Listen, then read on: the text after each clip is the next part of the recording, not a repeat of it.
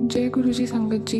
ये मेरा शुक्राना सत्संग है। जैसे कि गुरु जी कहते हैं कि अपना शुक्राना सत्संग कभी काउंट नहीं करना चाहिए, इसीलिए मैं अपना सत्संग काउंट नहीं करूँगी। तो मैं अपना नाम गुप्त रखना चाहूँगी, पर मैं इतना बता सकती हूँ कि मैं दिल्ली की रहने वाली हूँ। तो मैं अपना सत्संग शुरू करती हूँ। ओम नमः शिवाय, शिव जी सदा सहाय। ओम नमः शिवाय, गुरु जी सदा सहाय। ओम नमः शिवाय, शिव जी सदा सहाय। ओम नमः शिवाय, गुरु जी सदा सहाय। संगत जी, वैसे तो हम पता नहीं गुरु जी से कौन से जन्म से जुड़े हुए हैं, लेकिन मैं पर्सनली गुरु जी से इस जन्म में 2019 में जुड़ी। मुझे उनके बारे में पता चला अपनी बुआ के थ्रू, और 2024 आ गया है और मैं बहुत ब्लेस्ड फील करती हूँ कि अब तक मेरे पापा मम्मी और हमारे कई करीबी रिश्तेदार उनसे जुड़ चुके हैं। गुरु जी अपनी संगत के साथ साथ उनके करीबी लोगों को भी बहुत ब्लेस करते हैं, और ये मैंने कई बार होते देखा है। तो शुक्राना गुरु जी सबको ब्लेस करने के लिए। 2019 से पहले भी हमारे घर में हालात अच्छे नहीं चल रहे थे। मेरी मम्मी को ब्रेस्ट कैंसर डायग्नोस हुआ था, तो तब तक सिर्फ बुआ जानती और मानती थी गुरु जी को, लेकिन हम इतना नहीं जुड़े थे उनसे अभी तक। लेकिन फिर भी गुरु जी ने मेरी मम्मी का वो पूरा टाइम जो था डायग्नोसिस से लेके ट्रीटमेंट ख़त्म होने तक का, वो पता नहीं हमें कैसे ब्लेस करके पूरा अच्छे से निकलवा दिया। मैं तो बहुत डरी हुई थी, क्योंकि मेरी अभी इतनी एज नहीं है और मैं मम्मी की इकलौती सिंगल चाइल्ड हूँ, तो हमेशा बहुत प्यार मिला है उनसे, तो मैं उन्हें खोना नहीं चाहती थी।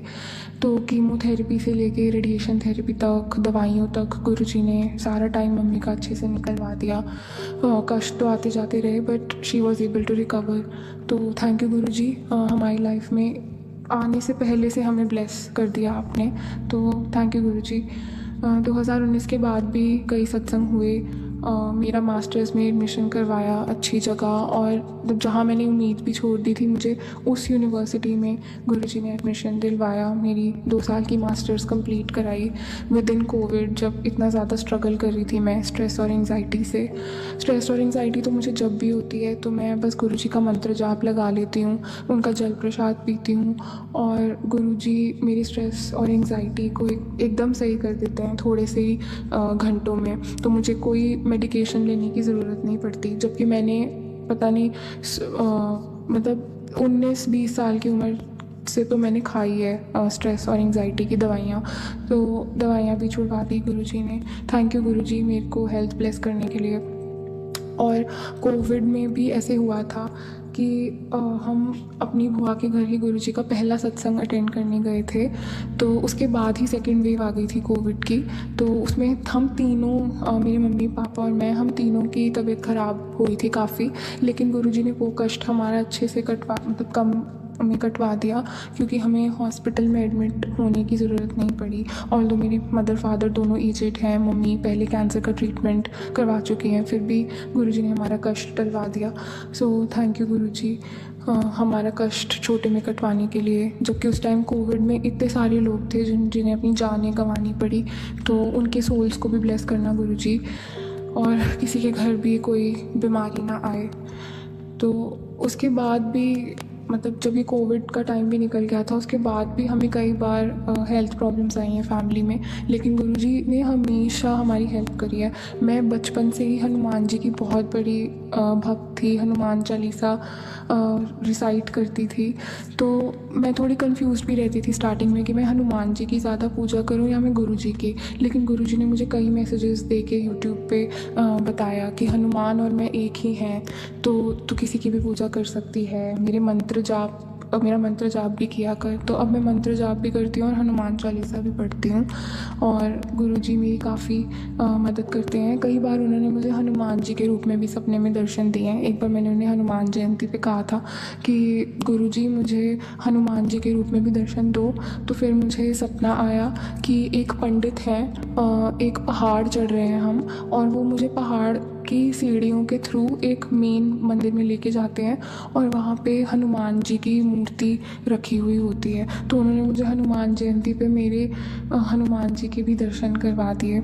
एक बार ऐसे ही मैं एक और ट्रिप पे भी गई थी जम्मू कश्मीर में, तो वहाँ मैं कटरा में रुक के माता के दर्शन नहीं कर पाई, तो मुझे उस चीज़ का भी रिग्रेट था कि मुझे एक बार माता के दर्शन भी करने थे। तो जैसे ही मैं ट्रिप से वापस आई, तो गुरुजी ने मुझे सपने में काली माँ के दर्शन भी कराए, और तब से काली माँ के टुवर्ड्स भी मुझे काफ़ी डिवोशन फील होने लगा, जो पहले इतना नहीं था। उनके साथ भी मेरा रिलेशनशिप स्ट्रॉन्ग हुआ। तो गुरुजी जैसे कहते हैं कि तुम किसी की भी पूजा करो, मैं ही तुम्हें मिल जाऊँगा, तो मुझे ऐसे ही मिल जाते हैं। जो जिस भी भगवान की पूजा करने के बारे में मैं सोचती हूँ, उनके दर्शन वो मुझे सपने में करवा देते हैं, या किसी न किसी तरह उनसे मेरा रिलेशनशिप स्ट्रॉन्ग करवाते हैं। तो थैंक यू गुरुजी, हर रूप में मेरे घर आने के लिए, मेरे सामने आने के लिए, और हर रूप में मुझे ब्लेस करने के लिए। कोई भी क्वेश्चन अगर मुझे आता है तो टेलीपैथी के थ्रू गुरुजी आंसर कर देते हैं। सपने में कई बार मेरे कष्ट काटे हैं। तभी हाल ही में उन्होंने तितली के रूप में भी मुझे दर्शन दिए। एक बार तो मुझे ऐसा सपना भी आ गया था कि गुरुजी ही सपने में उनकी बॉडी में से ब्लड निकल रहा था, एंड वो मतलब शायद मर चुके थे सपने में। तो मैं बहुत परेशान हुई सपना देख के कि मेरा गुरु मेरे सपने में कैसे मर सकता है। अब मुझे किसकी ब्लेसिंग मिलेगी, या कहीं सपना अशुभ तो नहीं था, या क्या दिखाना चाह रहे हैं गुरुजी। तो मैं बहुत परेशान थी। लेकिन फिर बहुत टाइम बाद मैंने एक आंटी का सत्संग सुना था, जिसमें उन्होंने बताया था कि कभी कभी गुरुजी सपने में ही सारे जो कष्ट हैं वो हमारे काट देते हैं और अपने ऊपर ले लेते हैं। तो तब मुझे समझ आया कि ठीक है, शायद मुझ पे कोई कष्ट आया होगा जो गुरुजी ने अपने ऊपर ले लिया। बट मुझे सीरियसली बहुत बुरा लगा था जब मैंने ये इमेजिन भी किया कि गुरुजी भी अपने ऊपर ऐसे कष्ट ले सकते हैं, और उनका उस ब्लड में होना, मुझे मतलब ब्लड के पूल में उनकी बॉडी देखना मुझे अच्छा नहीं लगा। पता नहीं कौन सा बड़ा कष्ट था गुरुजी जो आपने काट दिया। तो थैंक यू अपने ऊपर कष्ट लेने के लिए। तो ऐसे ही कई सपनों में उन्होंने कष्ट काटा है। एक बार मुझे ऐसे भी सपना आया था कि मुझे ब्रेस्ट कैंसर डायग्नोस हुआ है। तो उस दिन भी मुझे यूट्यूब पे गुरुजी ने मैसेज किया कि तेरी जो बीमारी है वो मैंने सपने में ही काट दी।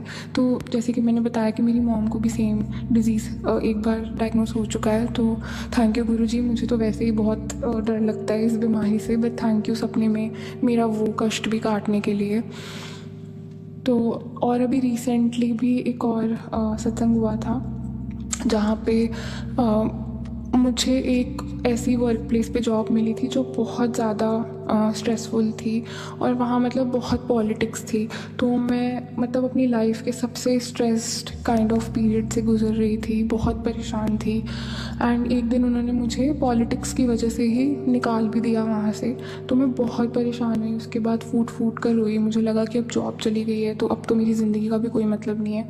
तो मतलब मैंने बहुत कोशिश करी, लेकिन और क्योंकि मैं दवाई वगैरह भी छोड़ चुकी थी स्ट्रेस एंजाइटी की, तो मुझे एकदम से बहुत ज़्यादा पैनिक अटैक्स फील हो रहे थे बार बार जॉब जाने के बाद। तब गुरुजी ने ऐसे री एंट्री ली मेरी लाइफ में क्योंकि जब मैं 1 साल जॉब कर रही थी तब थोड़ा मतलब गुरुजी से कम्युनिकेशन कम हो गया था, बट उन्होंने फिर से मुझे यूट्यूब के मैसेजेस के थ्रू मेरा साथ दिया और मेरी ढाल बन गए वो। मेरा 1 महीने का नोटिस पीरियड बचा था मेरे ऑफिस में, और मुझे समझ नहीं आ रहा था कि मैं इन धूर्त लोगों के साथ, इन नकली लोगों के साथ मैं कैसे 1 महीना अपना आखिरी काटूंगी। अब तो मुझे उनका मतलब असली चेहरा भी दिख गया था। पर गुरुजी ने मेरा लास्ट का महीना वहाँ पे बहुत आराम से निकलवाया, मुझे रिस्पेक्ट के साथ वहाँ से भेजा। मैं एक ऐसे पेशे में हूँ जहाँ पे हमें पेशेंट्स के साथ काम करना पड़ता है, तो मेरे सारे पेशेंट्स ने मेरा बहुत थैंक यू मेरी तरफ काफ़ी ग्रैटिट्यूड एक्सप्रेस करा और मुझे काफ़ी रिस्पेक्ट दी जाते जाते, तो मुझे वो बहुत अच्छा लगा। तब गुरुजी रोज़ मुझसे बात करते थे, किसी न किसी रूप में मेरे आसपास रहते थे। पर मैं बहुत निराश थी और मैं अपने ऑफिस के नीचे आके खड़ी हुई, तो वहाँ पे मैंने देखा कि एक गाड़ी पे जय गुरुजी लिखा हुआ था और एक गाड़ी पे बड़ा सा हनुमान जी का स्टिकर बना हुआ था। तो मुझे उसी टाइम उनकी प्रेजेंस इमीडिएटली अपने आसपास फील हुई और मुझे काफ़ी रिलैक्स्ड फील हुआ। मेरी जॉब जाने के बाद भी कई महीनों से अब मैं मतलब बिना जॉब के घर पर हूँ, और बहुत ऑल्दो उन्होंने मुझे स्ट्रेसफुल जगह से निकाल दिया, बट अब आगे मुझे क्या करना है करियर में उसकी मुझे बहुत टेंशन होती है। तो मैं गुरुजी से बात करती रहती हूँ, बट वो हमेशा टेलीपैथी के थ्रू या यूट्यूब के थ्रू मुझे ही मैसेजेस देते हैं कि कोई बात नहीं बेटा, अगर किसी काम में देर लग रही है तो इसका मतलब ये नहीं है कि मैंने तेरी अरदास नहीं सुनी है, मैं तुझे कुछ बहुत अच्छा ही देने वाला हूँ जिसकी तैयारी कर रहा हूँ। तो ऐसे वो मुझे फेथ देते रहते हैं, आश्वासन देते रहते हैं। तो मुझे काफ़ी अच्छा लगता है कि ठीक है, कोई बात नहीं, अगर नेक्स्ट जॉब मिलने में देर लग रही है तो कोई बात नहीं, जब मिलेगी तो गुरुजी फिर से कुछ अच्छा ही देंगे और मुझे वापस से वो रिस्पेक्ट दिलवाएंगे जो काइंड ऑफ अभी लूज़ हो चुकी है। तो अभी भी गुरुजी से मेरा ऐसा ही रिलेशनशिप है। और अभी हाल ही में मुझे एक कोर्स के लिए अप्लाई करना था, तो उसकी लास्ट डेट काइंड ऑफ निकल गई थी मेरी लापरवाही की वजह से। तो तब भी मैं बहुत फूट फूट के रोई थी गुरुजी के सामने, और उन्होंने बोला था कि गुरुजी मुझे बख्श दो, क्योंकि मैं चाहती थी कि वो किस तरह मेरा पेन कम कर दें। तो उन्होंने मेरा पेन कम करने के लिए विदिन 2 डेज़ उस कोर्स की डेडलाइन पोस्टपोन करवा दी, और अब उसकी डेडलाइन मतलब उन्होंने 31 अगस्त से 7 सितंबर करवा दी, और उस कोर्स की डेडलाइन कभी पोस्टपोन नहीं हुई है। तो उन्होंने मेरे लिए मिरेकल किया। शुक्राना गुरुजी, आप जल्दी सुन लेते हो, जब भी मुझे आपकी हेल्प की ज़रूरत होती है तो आप आ जाते हो। तो बहुत बहुत शुक्राना आपका। तो अब मैं अपनी वाणी को यहीं विराम देना चाहूँगी और अपने अगले सत्संग की तैयारी करना चाहूँगी। मैंने गुरुजी से कुछ बड़ी अरदास भी करी हुई है, अगर वो पूरी हो जाती है तो मैं अपना नेक्स्ट सत्संग भी ज़रूर सुनाऊँगी रिकॉर्ड करके। सो जय गुरुजी, थैंक यू गुरुजी। प्लीज़ सारी संगत को आप हेल्थ ब्लेस करना, खुशियाँ ब्लेस करना और हमेशा सबको प्रोटेक्ट करना। Thank you Guruji.